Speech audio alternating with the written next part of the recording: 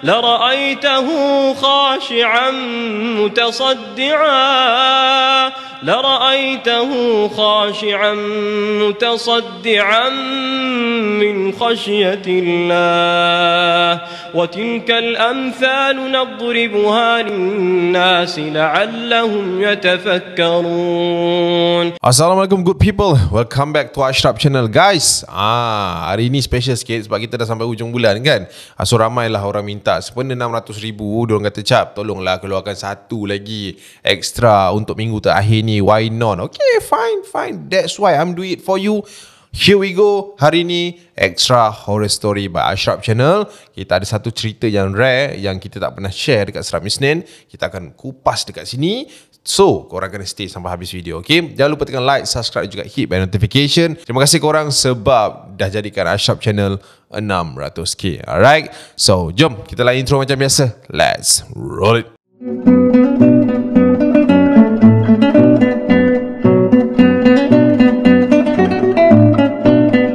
Alright guys, sebelum kita nak mulakan story pada hari ni, Acap nak share sikit dengan korang tentang Okta. Okay, Okta adalah forex broker yang terbaik di Malaysia yang disahkan oleh SISEC. Dan korang jangan risau sebab Okta ni selamat untuk digunakan. Tengok sendirilah Acap main untuk hari ni. Nampak? Boleh tahan kan, pendapatannya tinggi juga kan. Kan, sebab memang trusted betul. Cara nak download pun senang je. Korang yang pakai iPhone macam Acap ni, korang just buka korang punya App Store and then tekan Okta dekat atas ni. Lepas dah download, dia akan keluar button open. Alright, yang guna Android tu sama juga. Pergi je dekat Google Play Store, tulis Okta and then download macam biasa. Memanglah mula-mula ni korang nak pakai macam rasa susah, tak pandai, tak faham dan sebagainya. Tapi bila dah belajar, memang senang je nak guna. Sebab Okta ni dia ada market analysis, live trading and webinar untuk korang belajar dekat situ. Alright, and one more thing, if korang ada apa-apa masalah, korang boleh just contact support team diorang yang 24/7 tu. Okay, tak susah pun, time kerja pun boleh dapat duit tepi. And kalau nak buat deposit pun tak perlu nak risau sebab dekat Okta ni banyak bank yang dah support. And the best part is Okta bagi zero commission untuk deposit dan pengeluaran, lower spread on market and no hidden fees untuk trade dekat sini. Memang broker trusted sebab diorang ada pengalaman lebih 11 tahun dan 50 anugerah yang pernah mereka menangi. Alright, and lastly, korang boleh gunakan kod Ashraf untuk dapatkan bonus deposit 100% untuk first registration. Alright, and first timer juga, korang jangan risau, korang akan dapat 50% deposit juga. And kalau korang berminat, korang boleh tekan link dekat bawah. And jangan lupa untuk download Okta sekarang. Kita nak kongsikan dengan korang hari ni kisah yang Acap cakap tadi, kisah yang kita pernah nak share dekat Seram Isnin, tapi disebabkan tak dapat approval daripada penghantar, and then kita orang tarik balik story ni turun ke bawah. And now bila dah borak apa semua, Acap rasa benda ni bagus untuk kita share dan sebagainya kan. Kita nak cerita tentang seorang mamat ni. Alright, dia ni hantar cerita kat Acap. Nama dia Rahimi. Dia ni tak adalah katanya tokek besar-besar ke, tak. Tapi dia ni merupakan seorang driver kepada seorang tokek besar yang berbangsa Cina. So dia ni kerja dengan ini tokek lah. Tokek ni ditulis sini Tokek Lim, bukan nama sebenar. So dia ni bekerja sebagai pemandu. Dia ni dengan Tokek Lim adalah dalam 4 tahun lebih lah. And benda terjadi ketika tahun ke-5 dia berkhidmat untuk Tokek Lim ni. Okay, jadikan cerita Tokek Lim ni, dia ni kita faham lah kan, Chinese ni kan diorang ada like macam culture for gambling kan. So dia kata memang dia tahulah dia punya boss ni memang jenis squad gambling sikit. Tapi tak ada hal pun sebab dia kata dia punya boss ni Chinese kan, and dia bawa je, bukan dia masuk pun. Dia kata macam tu lah. Okay, nak jadikan cerita, dia kata bos dia ni merupakan satu bos yang sangat dikenali, seorang bos yang sangat dikenali, which is dia ni ada satu kilang kayu tau, bos dia ni. And si Rahimi ni sentiasa dibawa untuk pergi ke sebuah tempat yang dia tak tahu sebenarnya. 4 tahun dia kata akan ada satu time tu which is dia akan bawa bos dia ni pergi ke satu tempat yang dia pun tak tahu. Maksudnya biasanya kalau bos dia nak bawa dia, macam contoh nak pergi gambling ke, nak pergi itu ke, nak jumpa klien ke, dia akan tahu. Contoh Lahimi you bawa gua pergi Subang, sekejap lagi gua nak jumpa dengan Tokek Tan, contoh macam tu. Tapi on this place dia tak pernah bagi tahu aku, Cap. Yang aku tahu dia akan pergi dekat Kuala Kelawang yang berada dekat Negeri Sembilan, and dia suruh aku stop dekat satu sempang rumah orang, and then dia akan jalan masuk ke kawasan tersebut. And aku diarahkan untuk tunggu dekat luar. Macam tu lah, lebih kurang plus minus lah. Tahun pertama, tahun kedua cap, aku tak perasan pasal benda ni. Tapi masa tahun ketiga aku kerja dengan dia ni cap, aku baru perasan yang setiap bulan aku hantar dia dekat tempat tu pada tarikh yang sama, which is setiap 16 hari bulan. So aku macam, kenapa 16 hari bulan And ngam-ngam waktu aku terfikir tu cap, tarikh tu 13 hari bulan. So aku, okay, lagi 3 hari. Okay, macam nak tahulah kan, apa si Lim ni buat kan kat dalam kawasan perumahan macam hutan sikit. Dia macam hutan sikit, kau kedah-kedah dekat situ. Nak tahulah, curious lah kan. Okay, so hari berganti hari macam biasa, tak ada apa-apa. Aku pun tak pernah tanya dia cap. Sampailah hari kejadian. Okay, pagi tu kita orang siap-siapkan kereta. And then bos aku suruh pick up dia dekat Hopfist, which is dia punya gudang lah, kilang dia tadi tu. So aku pun pergi pick up dia, and then kita orang bergerak. So aku akan bawa bos aku ni berjalanan kat Kuala Kelawang tu, Negeri Sembilan tu, bawa kita borak sampai ke kawasan tersebut. Okay, sampai yang dekat kawasan tu, tempat sama kan. So kita dah 3 tahun buat benda yang sama. So skrip dia sama. Imi lu tunggu sini Imi. Lu jangan turun kereta sampai gua balik sini balik. Lu tunggu sini, lu pasang radio ke, lu nak mau makan lu makan lah. Lagi 2 jam lu datang sini lah. So aku macam, okay bos, jangan risau bos. Bos dah biasa bos duduk dalam ni. Apa yang lama sangat, okay je, nanti pandai saya. Okay lah, gua jalan dulu Imi Lu duduk sini okay bos. So aku pun nampak bos Lim jalan masuk. So aku pun perhati. Aku keluarkan telefon dan aku sandar. Aku menghadaplah telefon macam tu lebih kurang kan. Lepas tu aku layan telefon. Waktu tu dah sejam. Sejam lebih. Dan aku rasa macam okay, aku nak tengok lah dia ni pergi mana kan bos Lim ni. So aku pun decide keluar daripada kereta tu cap. Aku pun jalan menuju ke kawasan yang Mr. Lim berjalan. So aku nampak dia punya, biasalah kan, kita dah 3 tahun kerja. Of course kita boleh pandang daripada jauh, kita nampak dia jalan tegak, lepas tu masuk kanan apa semua kan. So aku ambil jalan yang sama. Aku jalan sampai depan cap, and aku masuk bahagian kanan. And waktu aku masuk bahagian kanan tu cap, dia ada satu kawasan pokok buluh yang tinggi. Aku macam, oish, ni pokok buluh kan, tak Lim ni jalan sini pula kan, mana nak lepas ni. So aku pun berjalan depan sikit, menghadap ke arah pokok buluh tu. Dan bila aku sampai kat pokok buluh tu cap, aku baru perasan dekat tengah-tengah pokok buluh tu ada satu kawasan yang boleh muat 1 orang je jalan di situ. So aku pun masuk, and dia perlukan aku untuk tunduk sikit lah. So aku macam masuk, aku tunduk sikit apa semua, dan aku jalan masuk ke dalam. Bila aku dah masuk ke dalam tu cap, aku nampak dekat kawasan tu ada satu laman yang agak besar. Dan depan mata aku ni ada 3 rumah papan, rumah warna 9. Okey, 3 rumah Dak Lim ni masuk mana pula kan? Aku berhati macam tu lah. Tapi dia lapang, kawasan lapang. Tak ada kot, bukan sini kot. Aku expect macam tu lah. So aku pun pusingkan badan aku menuju ke pokok bambu tu tadi, untuk keluar daripada kawasan tu. Dan bila aku keluar cap daripada kawasan tu, aku terdengar ada bunyi kambing mengembek. Bek. Mana datang pula kambing ni kan? Aku pun tak perasan. Tapi aku expect waktu tu kawasan kampung kan. So aku toleh belakang balik. And aku nampak dekat satu rumah ni, kat bahagian hujung rumah tu, rumah hujung sekali, dia ada 3. Rumah hujung sana tu ada seekor kambing yang sedang ditambat tu. And then kambing tu tengah pandang aku. Faham tak? Tapi dia mengembek. Bek. So aku pun tengoklah kambing, apa nak takut?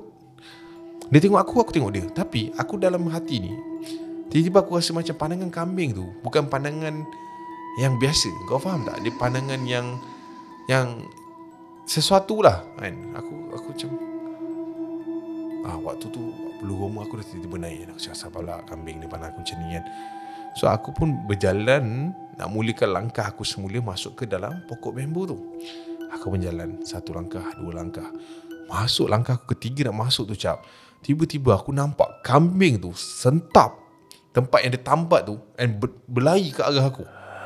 Like macam tiba-tiba gila lah. Kau boleh bayangkan situation tu. Kau macam tengok kan kambing. Sekali lagi kau tengok dia dah dia lari laju. Apa lagi expectation kau? Dia dah datang dengan mood menyerang. Dia dah macam nak sondol kau lah. Dengan tanduk dia tu kan. And tanduk dia macam yang tu, tanduk yang kau tahu kan. Uish, apa lagi nak kita nak buat? Aku berlari. Bersepah-sepah lah nak keluar daripada kawasan pokok buluh tu. And aku lari. And aku masih dengar lagi bunyi dia kejar. And bila aku lari, aku masuk ke kawasan ni. Aku cakap seorang je orang boleh masuk situ. And bila aku masuk, aku dah expect macam kambing ni tak lepas ni kan.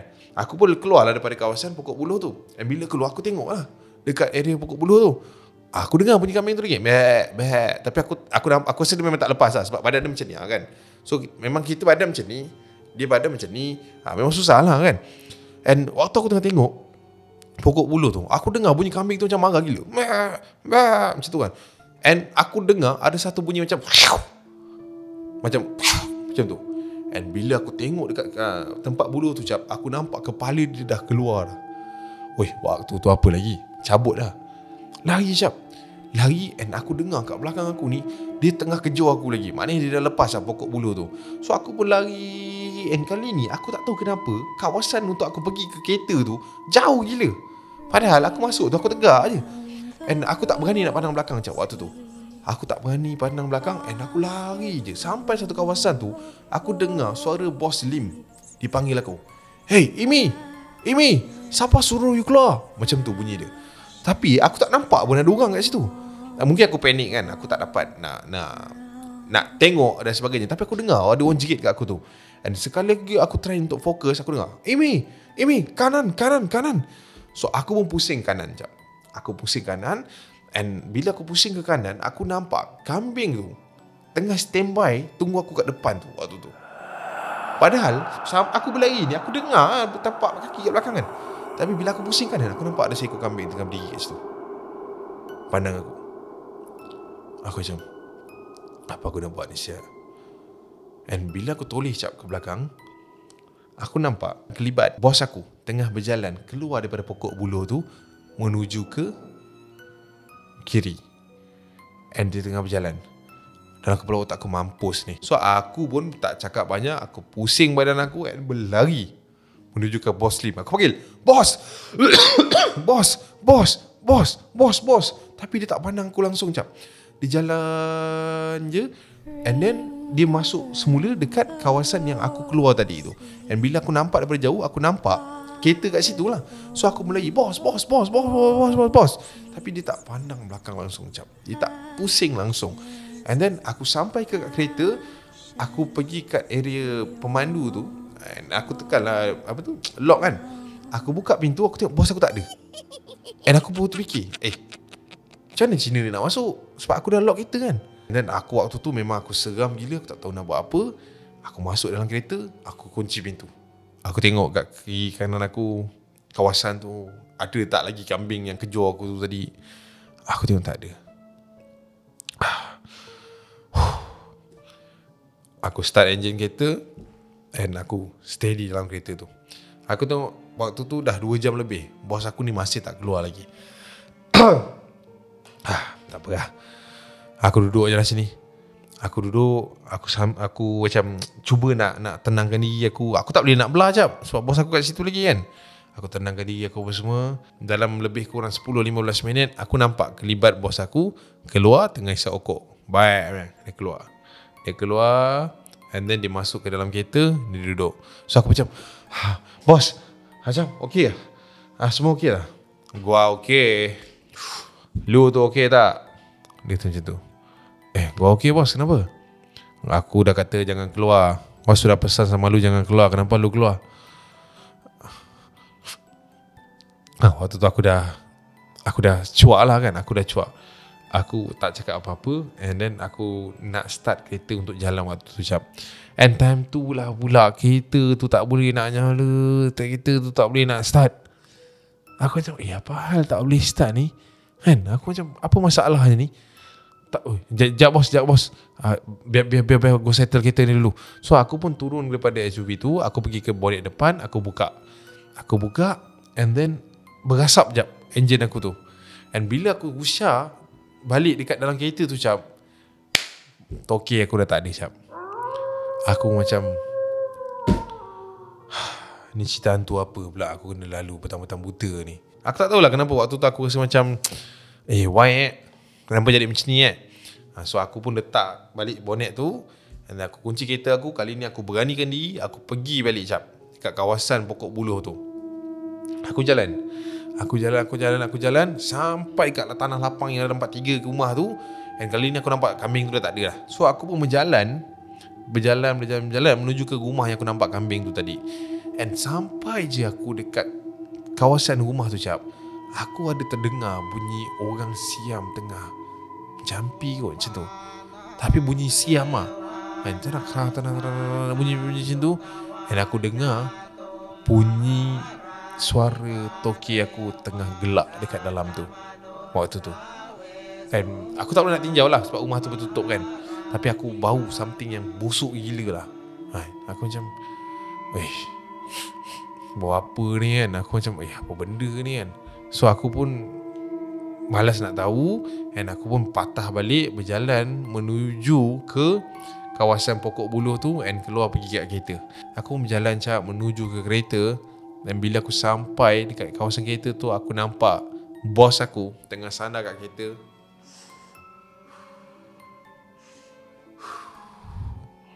Aku macam, bila masa pula orang tua ni potong aku kan. Bos, you pergi mana? Buang air bos. Tak ada, cari tempat kencing tadi, buang air. Jom balik bos. Bos sudah ke? Dia angguk. And aku pun masuk kereta, aku buka enjin kereta, start enjin kereta, okey semua. Bos aku pun masuk, and kita orang pun jalan semula menuju ke Kuala Lumpur. And sepanjang perjalanan tu dia tak bercakap langsung cap dengan aku, dia tak semeriah yang dia gerak dengan aku tadi. Tapi ada satu ayat ni, dia kata dengan aku, apa yang you nampak, you jangan bocor, you simpan diam-diam, jangan kasih tahu orang. Ini cara gua makan. Dia kata macam tu. So aku macam, sebab aku tak nampak apa pun kan waktu tu, aku macam, baik bos. Tapi aku rasa feeling tu dah tak best lah. Sampai aku dah hantar dia dan sebagainya. Malam tu juga cap, aku pergi jumpa ada tok saudara aku ni. Dia ni berubat punya orang. Aku tanya dia dengan apa benda yang aku nampak, apa benda yang aku lalu dan sebagainya. And dia bercerita dengan aku lah yang benda ni ada berkait dapat dengan amalan dia. Mungkin bos kau ni guna dan sebagainya. Ada minta pemujaan, minta something daripada belah sana. And dia kata better berhenti kerja lah atas nasihat dia. Sebulan selepas tu aku resign daripada bos aku tu. And aku tak pernah cerita pun siapa-siapa. Benda ni pun dah jadi 3-4 tahun lepas. And aku just share dekat kau tanpa kau expose nama sebenar dan sebagainya. Aku harap cerita ini boleh jadikan pengalaman dan juga pengajaran kepada viewers kau. So itulah dia guys, cerita daripada Rahimi, Abang Rahimi kita. So aku harap korang enjoy video kali ni. Korang boleh tulis kat bawah apa korang rasa. And kita jumpa di video akan datang guys. See you and I see you. Assalamualaikum warahmatullahi wabarakatuh. Bye.